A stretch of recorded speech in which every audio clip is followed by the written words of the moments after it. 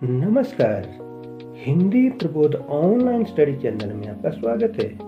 मैं हूं किशोरी लाल भजनी।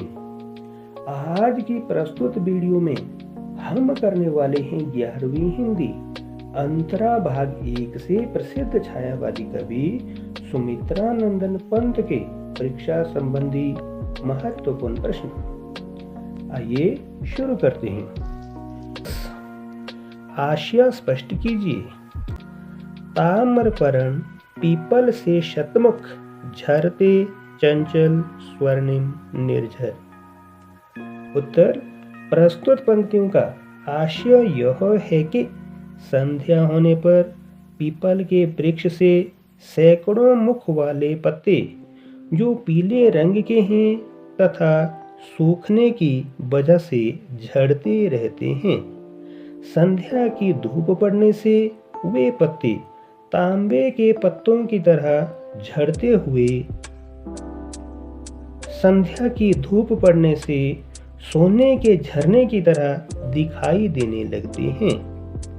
कवि ने संस्कृतनिष्ठ खड़ी बोली का सुंदर प्रयोग किया है। ख।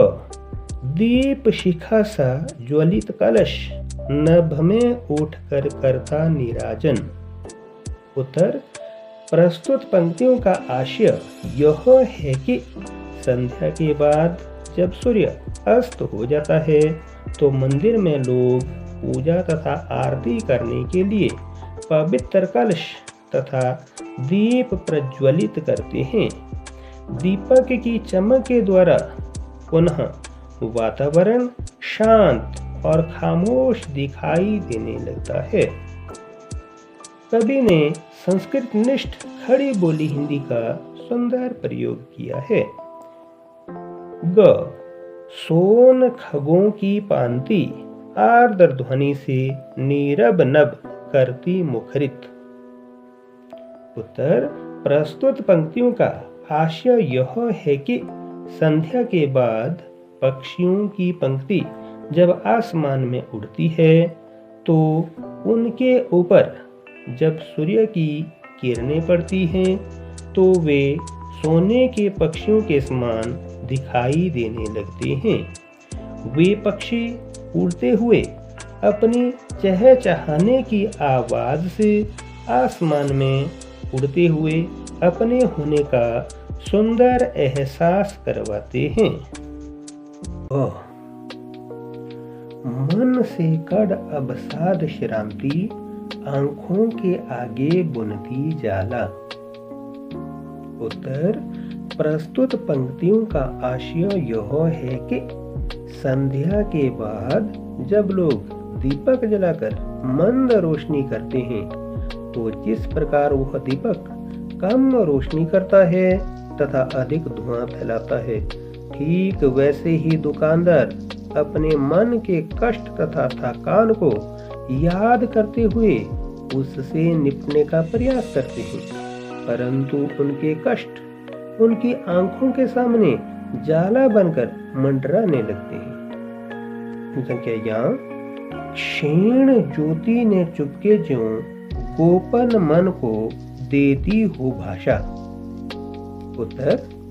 प्रस्तुत पंक्ति का आशय यह है कि दीपक की मंद रोशनी ने लाला के विचारों को ठीक उसी प्रकार परिभाषित कर दिया है जिस प्रकार दीपक की मंद रोशनी अंधेरी रात होने पर बहुत कम रोशनी प्रदान करती है जबकि अधिक धुआं देती रहती है, जिससे कमरे में अंधेरा व्याप्त रहता है और रोशनी का आभास मंद होता है। भाग 4। बिना आय की कलांती बन रही उसके जीवन की परिभाषा। उत्तर।